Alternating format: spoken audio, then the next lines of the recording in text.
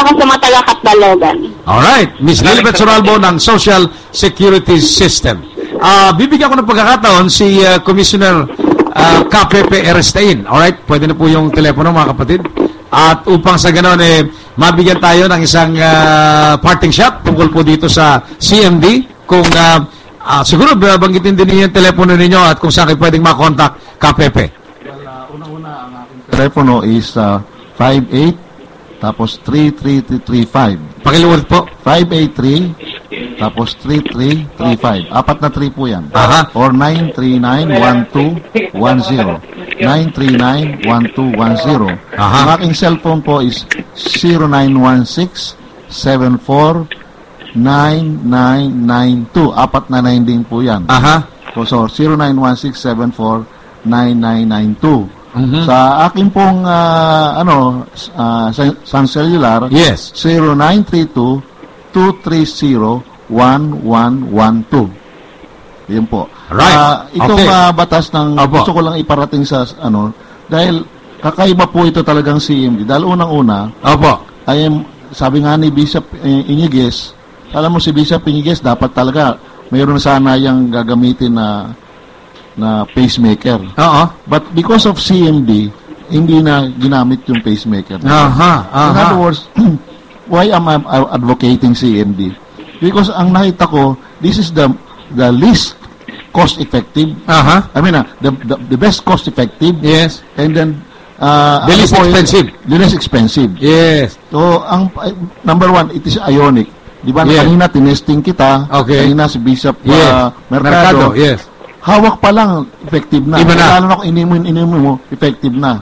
Kapag pag ininom mo ito, ionic to, easily absorbable by the body. Maganda po yan. Hindi pa gaya ng iba na ayokong manira sa iba, mag-iintay ka pa ng 8 hours para Magkaroon ng visa. Ito, effective. Samantalang ito, batas, I think administrator ng MMDA will bear me out. Nagkaroon siya ng heart seizure. Yes. Si Judge Inocentes, Yes. sa Rotary, binigyan ko yun ng CMD ng 5 drops. He was revived. Now he's working with Wow. MMDA. Napakaganda po Sa yan. States, meron akong Yes. nasang simbahan na biglang nag-collapse. Yes. Nakita ko, nag-lockjaw na. Binigyan ko ng CMD. Nakatayo. Naka-revive. Nabuhay siya. Napakaganda po In other na. words, madali po Yes. ito. Ionic, natural, pure. Complete, balanced, Yes. Okay. concentrated po ito. Okay. Multifunctional pa ito. Maganda yan. So, kayo pong mga nakikinig sa amin at nabiyayaan itong pagpapaliwanag sa CMD. Maaari po kayo manood ulit sa amin dito sa mga susunod na araw upang kayo po ay mabigyan ng mas maraming kaalaman. In the meantime, wala tayong oras, Consel Elmer Tafalla. Opo, attorney, kukulangin na po tayo. Yes, bigyan natin ng konting panahon ng batas ng Diyos. Juan 3:16 ng Biblia.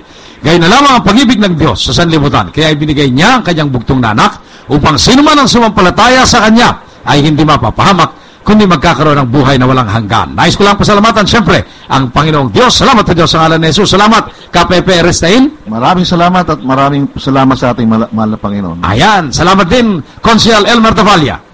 Mas maraming salamat sa iyo, attorney, at sa kasama natin dyan, si Kapipi, at sa Batas Party List, at sa buong mundo sa oras na binibigyan niyo sa amin dito sa Katbalogan, at sa buong probinsya po ng Samar. Salamat din kay Station Manager Johnny Filamor sa kanyang patuloy na pagbibiyaydahan sa kakampi mong batas sa DYMS Action Radio Katbalogan. Salamat kay Kuya Bob, kay Kuya June, at sa lahat ng mga aksyon gwapo at gwapita dito po sa DYMS Action Radio. Salamat Kuya Aisel, salamat Kuya Bilson sa Batas Internet Television sa internet website www.batasradio.com.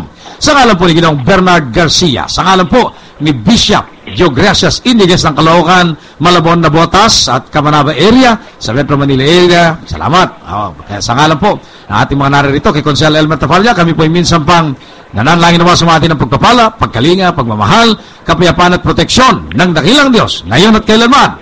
Sa ngalan pa rin ni Consel Elmer Tafalla, ako po si Batas, Attorney Batas Mauricio. Minsan pa nagpapaalala, dito lamang sa DYMS Action Radio Katbalogan. kakampi mo. Batas. Maupay nga to. Damong salamat. Attorney, damo nga salamat.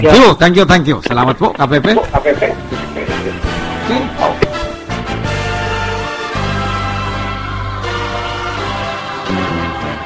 Batas Internet Television at Batas Internet Radio.